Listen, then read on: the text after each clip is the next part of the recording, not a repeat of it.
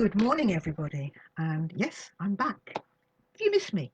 I've missed you. It's been lovely to be back after all this length of time. Um, I've probably come back slightly muddled.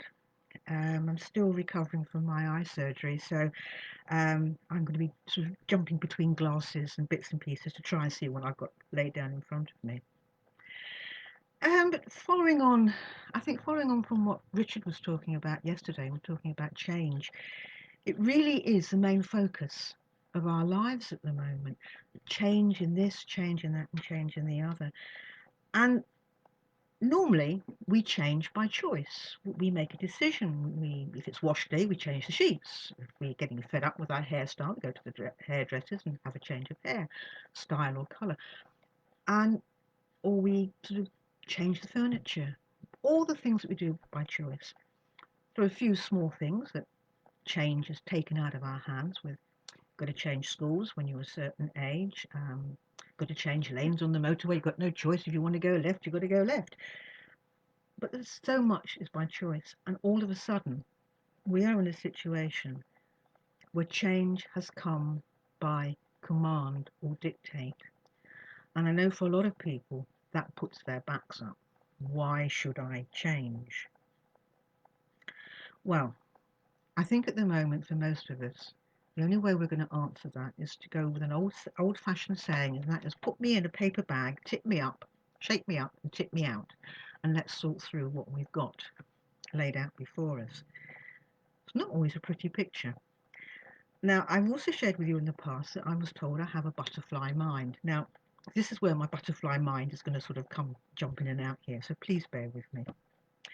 As I said, recently had eye surgery. At the moment, I can't wear any glasses.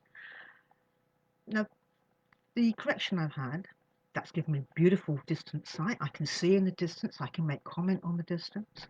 My middle sight is very good. I can see what's going on in the middle ground. But when it comes to close up, I'm not so good. I still need a little bit of help with that because the healing process is still going on. And we're like that when our lives get tipped out in front of us. We can see all the faults, what's going on in distance. We can see the faults, what's going on in the middle area. We're not so good at seeing the faults that are close up. And that is what we, at the moment, have got to try and sort out, to go through and get rid of what is quite often called the dross of our lives, to clear it out. And while I was sort of thinking about this, to and from, as you do in the kitchen, to and from, on my fridge, I've got a lot of magnetic sayings up there, little sayings from famous people.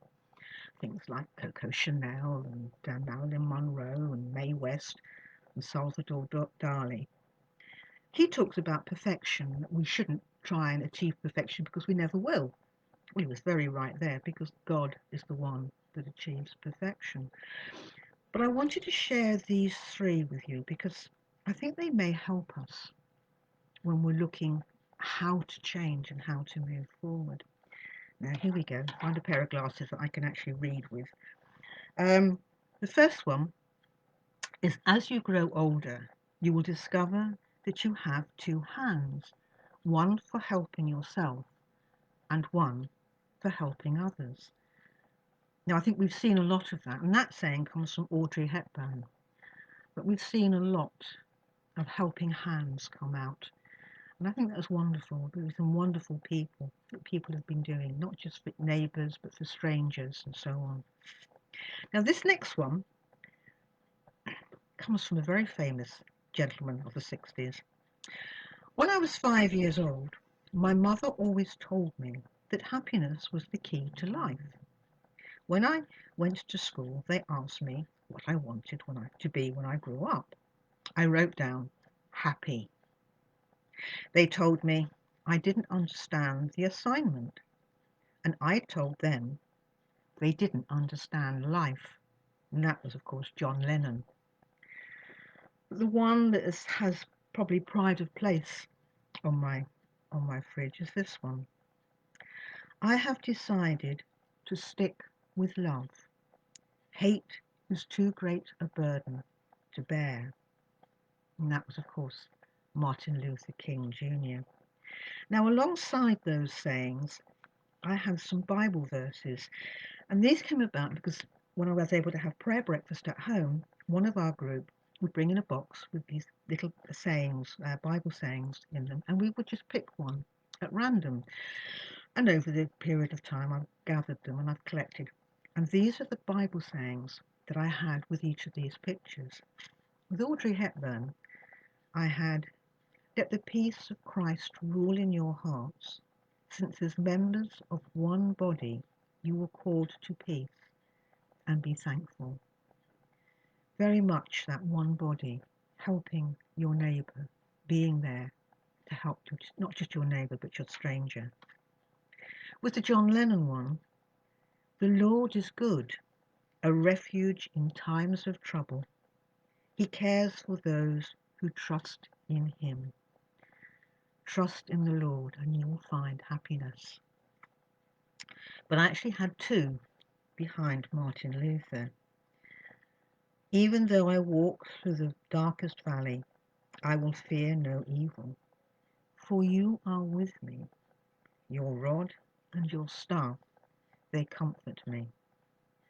And I also had, by this all men will know that you are my disciples, if you love one another. I think they were probably very pertinent sayings to those characters. But of those four, I think I'd like to leave you with this one. And it is from Nahum 1:7. Mr. John Lennon, while I put next to John Lennon. The Lord is good, a refuge in times of trouble. He cares for those who trust in him. Be safe and know that you are loved. Amen.